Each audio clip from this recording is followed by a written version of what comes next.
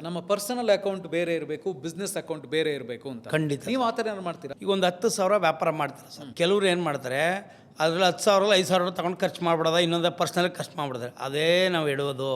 ಯಾಕೆಂದರೆ ತುಂಬ ದಿನ ಇರಲ್ಲ ಅದು. ನಾವೇನು ಮಾಡ್ತೀವಿ ಇವಾಗ 10,000ಕ್ಕೆ ಎಷ್ಟು ತೆಗಿಬೋದು? 20% ನೆಟ್ ಇನ್ಕಮ್ ತೆಗಿಬೋದು. ಅಪ್ರಾಕ್ಸಿಮೇಟ್ಲಿ 2,000 ಮಾತ್ರ ತೆಗಿಬೇಕು ನೀವು.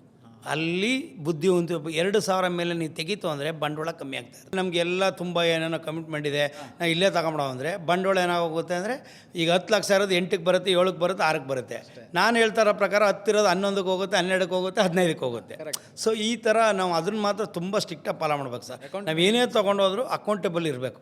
ಆಮೇಲೆ ಆದಷ್ಟು ಇನ್ವೆಸ್ಟ್ಮೆಂಟ್ನ ನಾವು ಅಂಗಡಿಲಿ ಖಾಲಿ ಮಾಡಬಾರ್ದು.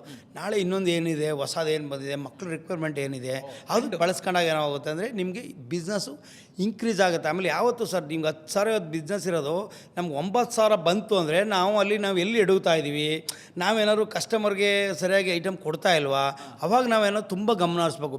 ಯಾವತ್ತು ಇನ್ಕ್ರೀಸ್ ಆಗ್ತಾ ಹೋಗಬೇಕು ಬಿಸ್ನೆಸ್ಸು. ಡೌನ್ ಆಗಿದ್ರೆ ನಮ್ಮ ತಪ್ಪನ್ನ ನಾವೇ ಕಂಡುಹಿಡ್ಕೋಬೇಕು.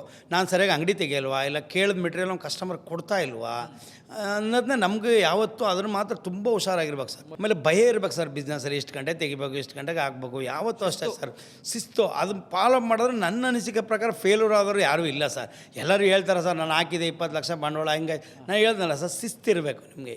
ಯಾವುದು ಹೆಂಗಿಲ್ಲ ಸರ್, ಒಂದು ಬಿಸ್ನೆಸ್ ಮಾಡಿದ್ಮೇಲೆ ಸರ್, ಇಲ್ಲ ಮೆಟೀರಿಯಲ್ ಇರಬೇಕು, ಇಲ್ಲ ಅಂದರೆ ದುಡ್ಡು ಇರಬೇಕು. ಇನ್ನೆಲ್ಲಿ ಹೋಗುತ್ತೆ ಸರ್ ಇನ್ನು ಯಾವುದೇ ಒಂದು ಅಲ್ವಾ. ಈಗ ಒಂದು 10 ಲಕ್ಷ ಬಂಡವಾಳ ಹಾಕಿದ್ದೀನಿ ಅಂದರೆ 10 ಲಕ್ಷ ವ್ಯಾಪಾರ ಆಗಿದ್ರಲ್ಲಿ ದುಡ್ಡು ಇರಬೇಕು, ಇಲ್ಲ ಮೆಟೀರಿಯಲ್ ಇರಬೇಕು, ಇಲ್ಲ ನಾವೇನೋ ತಪ್ಪು ಮಾಡಿದ್ದೀವಿ ಅಂತ ಇದಾಗಬೇಕು.